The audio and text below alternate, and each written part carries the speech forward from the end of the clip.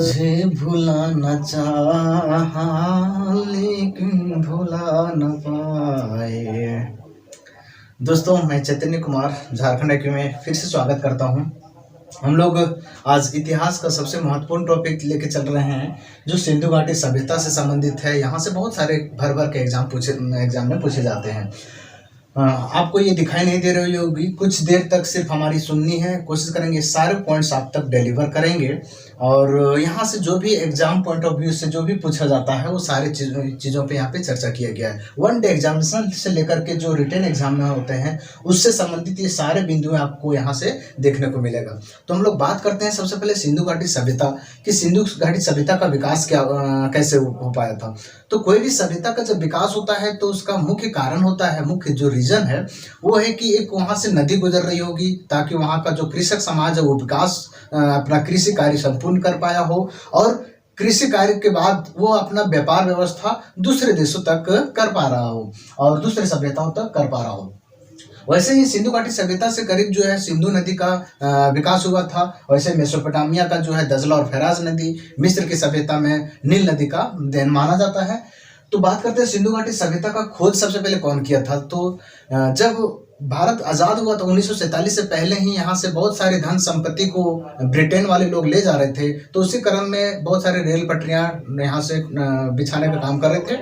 तो उसी क्रम में लाहौर से कराची तक ट्रेन बिछाने के क्रम में जो अधिकारी नियुक्त हुए थे वो जॉन विलियम बर्टन थे, जो ब्रिटिश अधिकारी थे और रेलवे अधिकारी के रूप में, ब्रिटिश व्यक्ति थे, रेलवे अधिकारी के रूप में चुन करके आए और वो लाहौर से कराची तक के रेलवे पटरी बिछाने का एक योजना बनाए। उसी क्रम में जो उसके कामगार लोग थे, जो मजदूर लोग थे, वो एक खंडहर की जैसा जो दिख रहा था, हड़प्पा सभ्यता, हड़प्पा जो भाग है वो खंडहर के जैसा दिख रहा था। तो वहां पे गए खुदाई करने। तो खुदाई क्रम में ही ईंटें और मनके वगैरह वहां से देखने मिला। तब वहां से उन लोग को पता चला कि यहाँ से कोई भी एक प्राचीन सभ्यता रही होगी। हम लोग बात करते हैं सिंधु घाटी सभ्यता का जो विकास क्रम है यानी C14 यानी कार्बन डेटिंग विधि द्वारा जो है यदि माना जाता है तो जो पुरातत्व लोग हैं उन लोग का मानना है कि 2350 BC से यानी ईसा पूर्व से लेकर के 1750 ईसा पूर्व तक का वो विकास क्षेत्र माना जाता है। और जो ये क्षेत्र है वो टोटल 12,99,600 वर्ग किलोमीटर क्षेत्र में, मतलब ये नाला पाकिस्तान, जो नालायक पाकिस्तान है वहां से लेकर के भारत वाला कुछ क्षेत्र जो है ये विकास हुआ था। आगे हम लोग चौहदी में पढ़ेंगे कि कितना कौन कौन से भाग पे विकास हुआ था, कौन कौन से भाग पे क्षेत्र पे विस्तार हुआ था इसका। सबसे पहले कि ये एक त्रिभुजा आकार की था। त्रिभुजा आकार मतलब जो सिंधु घाटी सभ्यता था, ये भारत यदि मैप है और ये नाला पाकिस्तान है तो इसके बिंदु को लेकर के चले तो ये त्रिभुजाकार सिंधु घाटी सभ्यता का जो विकास हुआ था वो जो क्षेत्र था वो त्रिभुजाकार था। और जो रंगनाथ राव व्यक्ति जो थे उनका मानना था कि पूर्व से पश्चिम तक का जो विकास है वो लगभग 1600 किलोमीटर तक की दूरी, ये पूर्व से लेकर के पश्चिम तक का जो विकास है वो 1600 तक की क्षेत्र पर जो है लगभग फैला हुआ था। और उत्तर से दक्षिण तक यानी ये उत्तर वाला जो भाग है वहां से लेकर के दक्षिण तक जो भाग है यानी लगभग ये 1100 किलोमीटर तक का क्षेत्र का विस्तार माना जाता है सिंधु घाटी सभ्यता का विस्तार के लिए। ठीक है, वहीं बात कर ले इसकी चौहदी से संबंधित। सिंधु घाटी सभ्यता का जो चौहदी रही होती वो उत्तर वाला जो भाग है वो मांडा पड़ता है, यानी जो हमारे जम्मू कश्मीर क्षेत्र पे पड़ता है, मांडा क्षेत्र जम्मू कश्मीर वाले क्षेत्र पे। फिर दक्षिण वाला जो भाग है, दक्षिण वाला भाग दैमाबाद है जो महाराष्ट्र वाले क्षेत्र में है, ये महाराष्ट्र वाला क्षेत्र में दक्षिण वाले भाग में। पश्चिम वाला क्षेत्र जो है सुदका गेंडोर है जो बलूचिस्तान है यानी पाकिस्तान वाला भाग पड़ता है बलूचिस्तान में। ठीक है, पूर्व वाला क्षेत्र जो है आलमगीरपुर जो उत्तर प्रदेश वाले भाग को टच करता है, उत्तर प्रदेश वाले भाग में यहाँ पे टच कर पाता है। ठीक है, इस तरह से सिंधु घाटी सभ्यता का विकास हुआ है। सिंधु घाटी सभ्यता का विस्तार है यानी उत्तर वाले भाग में मांडा, दक्षिण वाले क्षेत्र में दैमताबाद और पूर्व वाले क्षेत्र में जो है आपका आलमगीरपुर है और पश्चिम वाले क्षेत्र में सुदका गेंडोर जो पाकिस्तान वाले क्षेत्र में देखने को मिलता है। फिर बात करें इसकी खुदाई से संबंधित तो इसकी खुदाई जो है नदी सिंधु घाटी जो नदी थी उसके इर्द गिर्द और उसके सहायक नदी जैसे झेलम, रवि और ब्यास, ये सब सारी जो नदियां थी उसके आसपास इसका खुदाई किया था। और उसके खुदाई के क्रम में ही जो पहले व्यक्ति जो इसका कार्यभार संभाल रहे थे वो थे sir John Marshall. Sir John Marshall एक पुरातत्विक व्यक्ति थे, यानी पुरातत्व की खोज के से संबंधित, यानी ऐतिहासिक जो साक्ष्य थे उसकी खोज से संबंधित ये व्यक्ति थे।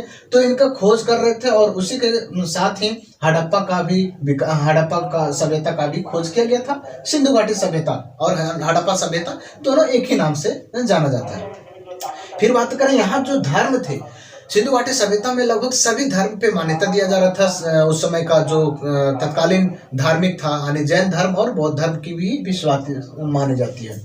कही जाती है यहाँ पे एक शिवलिंग भी यहाँ पे था, क्योंकि जब भगवान विष्णु और जो भगवान ब्रह्मदेव थे उन्होंने तपस्या की और तपस्या में शिव जी जो सो फिर अवतार लेते हैं और वो उनकी यादगार को लेकर के वहीं से वो शिवलिंग को छोड़ करके वहां से वो मुक्त हो जाते हैं।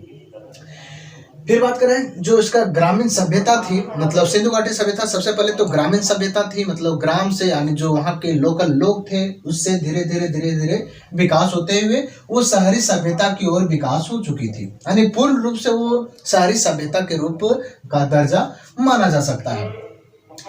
यहीं का जो रहन सहन की जो संस्कृति मिली थी वो थोड़ा बहुत अभी भी राजस्थान का सोथी संस्कृति है, यानी सोथी का जो जिस तरह से झारखंड वाले भाग में जैसे छऊ नृत्य वगैरह होता है, ठीक है, डमकस नृत्य वगैरह होता है, उस तरह से वहाँ की जो संस्कृति है वो राजस्थान की एक सौथी संस्कृति नृत्य है।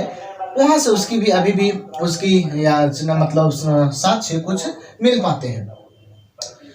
जब चार्ल्स मेसन 1826 ईस्वी में चार्ल्स मेसन जो है सिंधु घाटी सभ्यता का दौरा किए तो उन्होंने पाया कि सिंधु घाटी सभ्यता के अंतर्गत, मतलब वो जो क्षेत्र थे हड़प्पा सभ्यता जो क्षेत्र था वो सभ्यता के अंतर्गत बहुत सारी हड्डियां, मनके या फिर जो भी अवशेष मिल पाते थे, जैसे कुछ जानवर की हड्डियां मिल पाते थे और भी बहुत सारे औजार मिल पाते थे। हम लोग आगे पढ़ेंगे जैसे मनका, लिपस्टिक और कुछ बिल्ली या कुत्ता वगैरह का रेस करते हुए वहां पे देखने को मिला था। आगे हम लोग इस सारे बिंदुओं को हम लोग पढ़ेंगे।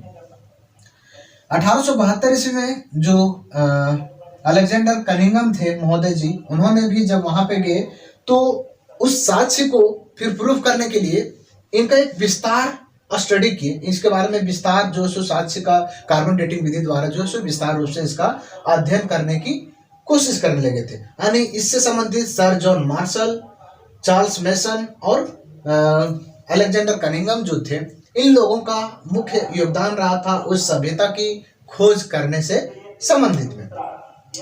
सर जॉन मार्शल जो थे, जब उन्होंने खुदाई का काम शुरुआत करवाए थे, सर जॉन मार्शल खुदाई का काम शुरुआत करवाए क्योंकि उसे रेल पटरियां तो बिछानी थी लाहौर से कराची के बीच में। तो खुदाई करने के क्रम में ही 1922 ईस्वी में एक सभ्यता यानी एक खंडहर दिखा, उस खंडहर का नाम दे दिया हड़प्पा सभ्यता और इसका नामकरण जो है दयाराम साहनी ने किए कि उस जो खंडहर, मतलब जॉन मार्शल के निगरानी में, सर जॉन मार्शल जो थे एक पुरातत्विक व्यक्ति थे और वो जब वो खुदाई क्रम में दयाराम साहनी और रखाल दास बनर्जी को लगाए हुए थे काम पे, तो उसी क्रम में देखें कि एक खंडहर क्षेत्र दिख रहा था जो 1922 ईस्वी में नामकरण कर दिए दयाराम साहनी ने कि इस क्षेत्र को हड़प्पा के नाम से जाना जाएगा। फिर घटना घटती है 1922, एक साल के बाद तुरंत रखाल दास बनर्जी को भी एक जगह भेज दिया जाता है सर जॉन मार्शल जी के द्वारा, और वो भी जब दूसरे जगह जाते हैं तो वहां भी देखते हैं वो भी खंडहर, मतलब उसी तरह से ईंटें, कहीं गड्ढे नाले और पक्की ईंटें, कच्ची ईंटें का मकान बने हुए वहां पे दिख रहे थे। तो उन्होंने भी रखाल दास बनर्जी साहब जो भी थे उन्होंने भी एक नामकरण कर दिए जिनके नाम से मोहनजोदड़ो के नाम से जाना जाने लगा। ठीक है, तो मोहनजोदड़ो का नामकरण रखाल दास बनर्जी किए 1922 ईस्वी में और दयाराम साहनी जो थे हड़प्पा सभ्यता का नामकरण किए थे 1921 ईस्वी में। यहाँ पे अलग अलग धर्म का मानना था और अलग अलग धर्म के लोग विश्वास भी करते थे और यहाँ का रहन सहन जो है एक प्राचीन सभ्यता के जैसा, मतलब कपड़े अधूरे रहते थे। ठीक है, नग्न मूर्तियां का भी वहां पे साक्ष्य में लगता है, जिससे कि पता चलता है कि वहां के कुछ प्राचीन काल में भी नग्न अवस्था में भी देखने को मिल रहे थे। अब बात करते हैं सिंधु घाटी सभ्यता से जो साक्ष्य हैं, जो सबसे महत्वपूर्ण ये बिंदु थे। ये तो हम लोग सिर्फ कुछ कहानियों के बारे में हम लोग जाने। अब जो सबसे महत्वपूर्ण बिंदु है ये कि सिंधु घाटी सभ्यता का जो सिंधु घाटी सभ्यता का जो स्थल थे, वहाँ पे क्या क्या साक्ष्य मिले थे, वो साक्ष्य के बारे में सारे बुक्स में देखने को मिलता भी है और याद करने में काफी सारे डिफिकल्ट होते हैं। तो आज हम लोग ये सारे पॉइंटों को आप तक ये डिलीवर कर लेंगे, ठीक है।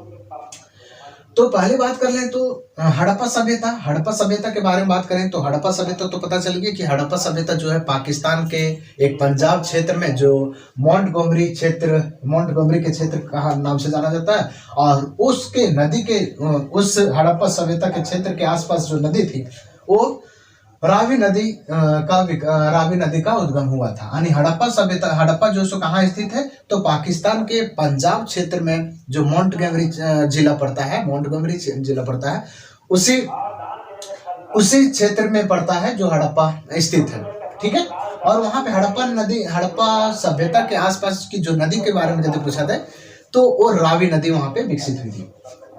हड़प्पा सभ्यता से संबंधित जो भी साक्ष्य पूछे जाते हैं ये सारे यहाँ इसका चर्चा हम करेंगे, और इसी तरह से मोहनजोदड़ो के बारे में भी चर्चा करेंगे, चन्हुदड़ो के बारे में भी चर्चा करेंगे, लोथल के बारे में भी, अरे कालीबंगन भी सारे बारे में हम लोग चर्चा करेंगे बारी बारी से।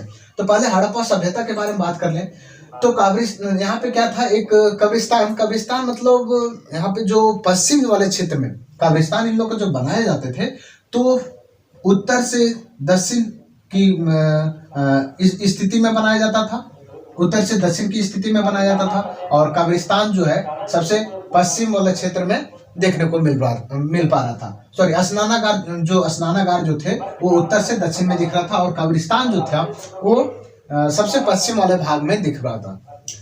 तो उस कब्रिस्तान में ताबूत मिला था, यानी हड़प्पा सभ्यता का जब खुदाई कर रहे थे तो कब्रिस्तान का बड़ा क्षेत्र दिखा, और वही कब्रिस्तान की खुदाई जब करने लगे तो वहां पे ताबूत देखने को मिला। मतलब जो डेड बॉडी वगैरह जो एक बक्से में ताबूत में बंद करके और उसे मिट्टी से ढक दिया जाता था, मतलब उससे दफनाया जाता था, उसका कुछ अवशेष मिल पाया था। साथ ही हड़प्पा सभ्यता में जब कृषि की लेकर के बात करें तो गेहूं और जौ को एक मतलब चबूतरे वाले क्षेत्र में जो स्टोर किया जाता था, यानी धन्नागार जो था वहां का क्षेत्र भी देखने को मिला था, धन्नागार के क्षेत्र में। तो गेहूं और जौ का अवशेष जो है हमारे हड़प्पा सभ्यता से मिला था। कब्रिस्तान में ताबूत का अवशेष कहाँ से मिला था, हड़प्पा सभ्यता से मिला था।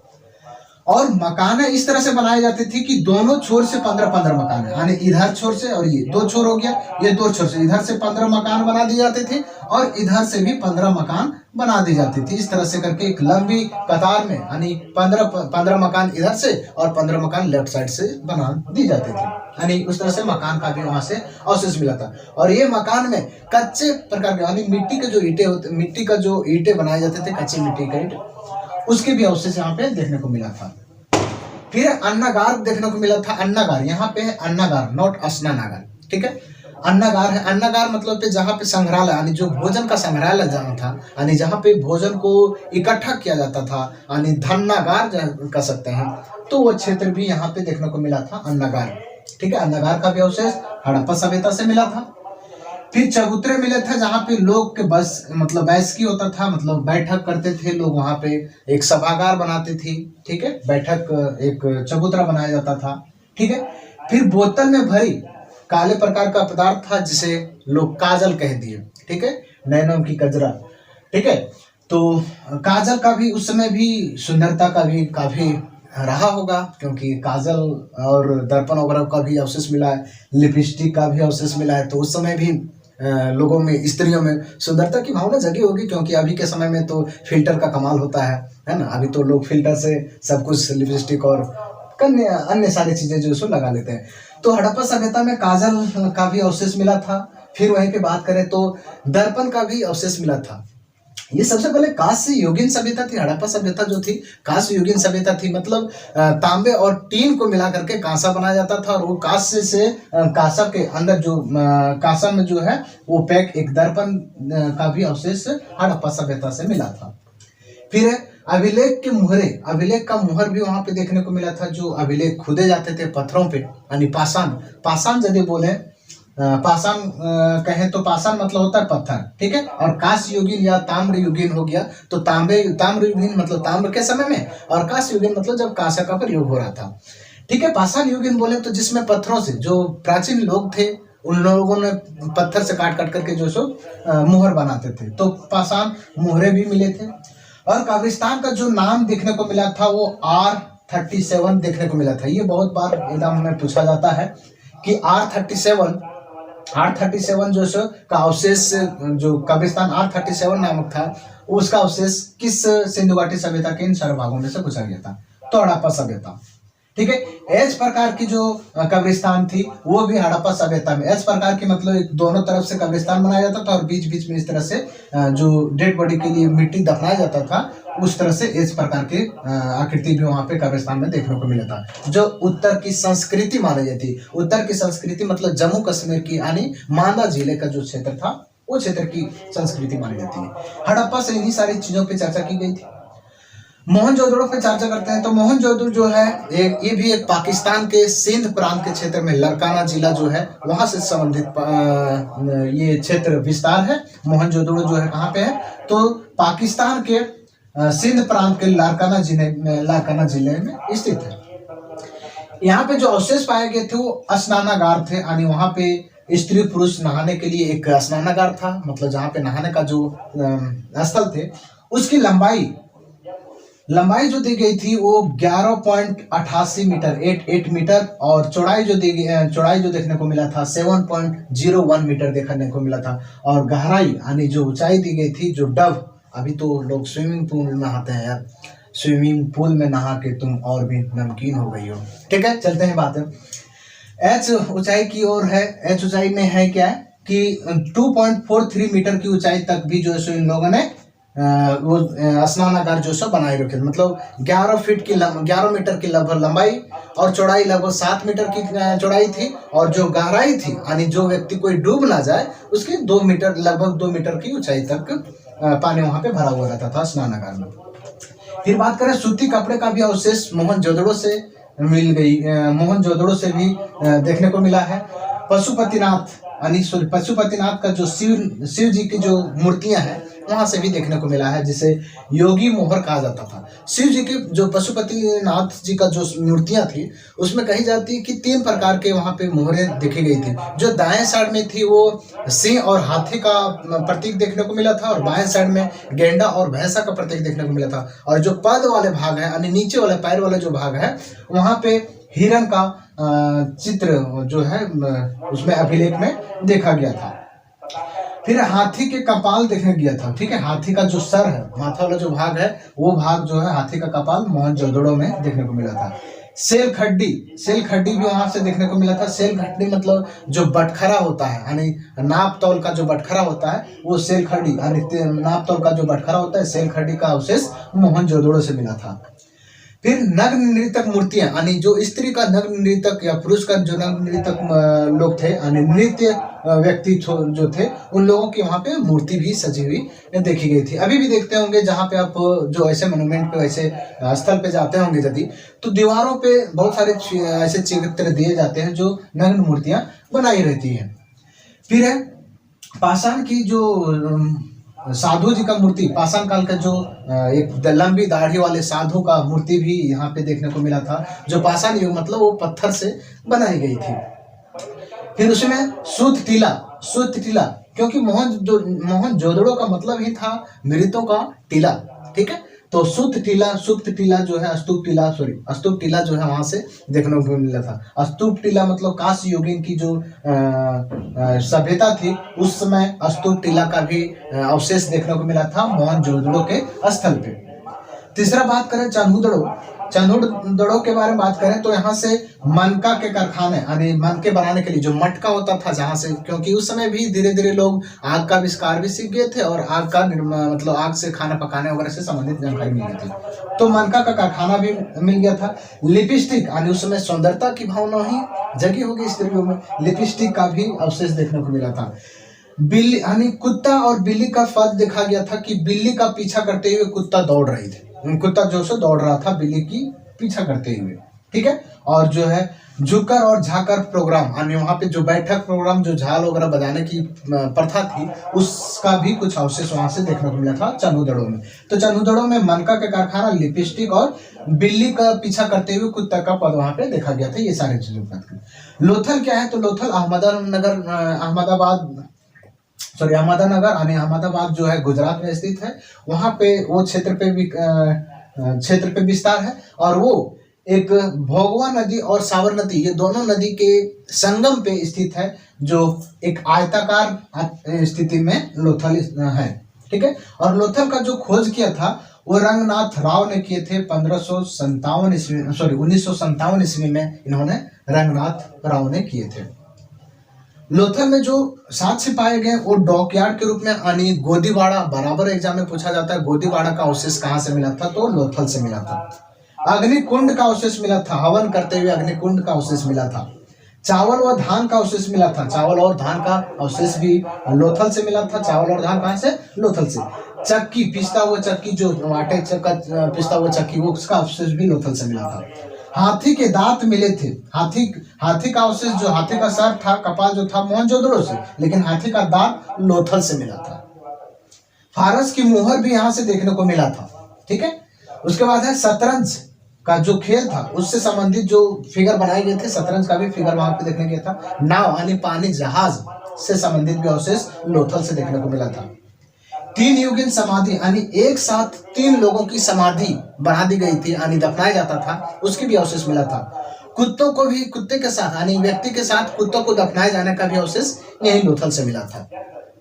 सती प्रथा का प्रमाण भी मिला था, यानी जो महिला सती हो जाती थी, यानी जिसके पति मर जाते थे, यानी विधवा हो जाती थी, उसको भी साथ में दफनाने का भी अवशेष लोथल से मिला है। ठीक है। अगला देखते हैं, इसमें से कुछ और भी भाग हैं, जो जैसे कि कालीबंगा जो एक गंगानगर यानी घग्गर नदी के आसपास का विस्तार क्षेत्र है, और इसका जो खोज किए थे वो अलमनंद घोष ने किए थे 1953 ईस्वी में। यहाँ से जो साक्ष्य मिले थे वो काले रंग की चूड़ियां साक्ष्य मिले थे कालीबंगा से। काले रंग की चूड़ियां, जुते हुए खेत मिले थे।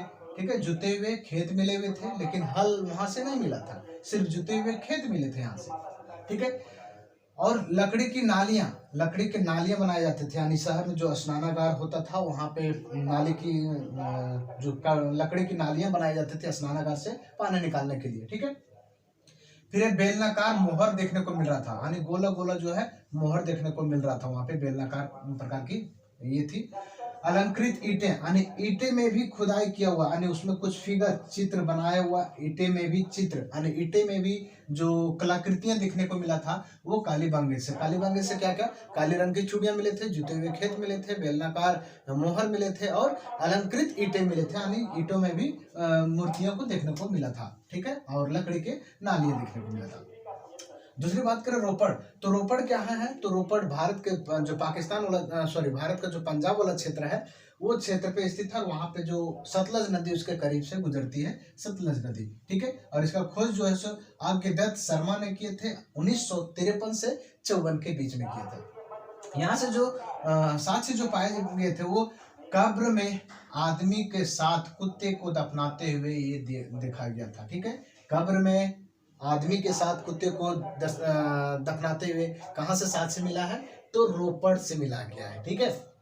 तांबे की कुल्हाड़ी भी यहाँ से देखने को मिला था, रोपड़ वाले क्षेत्र से तांबे की कुल्हाड़ी भी देखने को मिला था। बात कर ले 7वां नंबर पॉइंट, तो बनावली क्या है, तो हरियाणा का हिसार वाले क्षेत्र में स्थित है। जो वहीं पे जो बनावली क्षेत्र मतलब विस्तार है वो हरियाणा वाला क्षेत्र को घेरता है। ठीक है। जहां से अच्छे प्रकार के जौ की खेती या फिर जौ की जो दाने होते थे, बीज जो होते थे, वो देखने को मिला था। तांबे का जो वनाग्रह था, यानी तांबे का जो कटिंग वाला भाग था, उसका जो आकृति बनाता था, या फिर जो गलाने के लिए, यानी तांबे और टीन वगैरह का मिलाकर के कांच से बनाते थे, तो उसके भी कुछ साक्ष्य यहाँ पे मिला था बनावली में। हल का खिलौना, एक हल जो है खिलौने के रूप में, अभी जिस तरह से हल दिखता है उस तरह से नहीं, वो खिलौने के रूप में एक हल भी वहां से देखने को मिला गया था। लेकिन जुते हुए खेत मिला था आपका कालीबंगा से, लेकिन हल जो है आपको बनावली से। पत्थर व मिट्टी के घर भी देखने को मिला था, यानी पाषाण युग भी चल रहा था और पत्थर की भी भवन बनाए जा रहे थे और मिट्टी के जो ईंटें बनाए जाते थे, कच्चे मिट्टी के ईंटें, उसकी भी यहाँ पे साक्ष्य देखने को मिला था। रंगून का बात करें तो रंगून जो है गुजरात के काठियावाड़ जिले में स्थित है, ठीक है। और यहाँ से धान की भूसी, ठीक है, धान की भूसी देखने को मिला था। और हड़प्पा की संस्कृति, यानी अभी भी जो विकसित रूप, हड़प्पा तो विकसित रूप नहीं हो पाया था, यानी सभ्यता, हड़प्पा सभ्यता का जो अभी कुछ साक्ष्य मिल पाया था कैसे वहाँ की संस्कृति रही होगी, यानी जो मतलब अभी कहा जाए तो जिस तरह से अभी हम लोग घर बनाते हैं तो उसका स्ट्रक्चर पहले इंजीनियर वगैरह से पास करवाते हैं, तो उस तरह से वहाँ के रहन सहन की संस्कृति, कहाँ कौन से मकान है, किससे अन्नागार है, स्नानागार कहाँ पे है, ठीक है, रहने का बेडरूम वगैरह किस तरह से, उस तरह से वहाँ पे संस्कृति देखने को मिला था। फिर एक कच्ची ईंटे के दुर्ग मिला था, जो एक चबूतरा बनाया जाता था, वो कच्ची ईंटे के एक महल के रूप में, छोटी सी सभागार के रूप में बनाया जाता था, तो वो दुर्ग कहा जाता है। फिर है सुरकोटडा। सुरकोटडा जो है कच्छ का क्षेत्र पड़ता है, जो गुजरात में स्थित है, कच्छ वाला क्षेत्र में विस्तार है। और वहां से घोड़े की अस्थियां मिली थी, लेकिन वहां पे घोड़ा पाला नहीं गया था, सिर्फ घोड़े की अस्थियां मिली थी, पता नहीं घोड़े कहाँ से आई थी, ठीक है। तो घोड़े की अस्थियां मिली थी, अनोखी कब्रगाह दिखी थी, मतलब पहले जो सो कब्रगाह एक आयताकार रूप में बनाया जाता था, फिर इसे एक गुंबज के रूप में बनाने का अवशेष यहाँ से सुरकोटडा में भी देखने को मिला था, ठीक है। अगला है सुदका गंडोर। सुदका गंडोर से भी जो सो ये बलूचिस्तान वाला क्षेत्र पाकिस्तान में पड़ता है, और दशक जो नदी है, दशक नदी जो है उसके इर्द गिर्द से गुजरती है। और यहाँ से जो साक्ष्य मिले थे वो बंदरगाह स्थल मिले थे, यानी बंदरगाह मतलब जो डॉकयार्ड होता था, मतलब जहाँ से व्यापार व्यवस्था के लिए बंदरगाह ठहराव होता था, वहां से भी साक्ष्य देखने को मिला था सुदका गंडोर में। परिपक्व हड़प्पा के साक्ष्य मिले थे, यानी अब धीरे धीरे धीरे धीरे जो सो हड़प्पा सभ्यता का विकास होने लगा था, लोग दूसरे जगह आना आ जाना कर रहे थे, तो देशों में देश का जो संस्कृति थी वो आदान प्रदान होकर के इस तरह से विकास होना था। उम्मीद है आपको ये पसंद आया हो ये वीडियो। यदि पसंद आ गया हो तो प्लीज़ झारखंड आईटी चैनल को सब्सक्राइब कर लेंगे, और डिस्क्रिप्शन में ही टेलीग्राम चैनल है, वहाँ से आप जुड़ जाएंगे, ताकि खोटा से और झारखंड से अपडेट जो भी अब चीज़ें हैं वहाँ से देखने को मिला था। और जो भी कैंडिडेट पर्सनली डीएम कर सकते हैं 8809640185, जिन्हें किसी भी तरह से कोई भी इशू हो से संबंधित, जो टॉपिक से संबंधित हो, तो आप डीएम करेंगे, उससे संबंधित हम पीडीएफ आपको जो है प्रोवाइड करवा देंगे। उम्मीद है आपको ये वीडियोस पसंद आया हो। यदि पसंद आया हो तो आप दोस्तों के साथ शेयर करेंगे। धन्यवाद।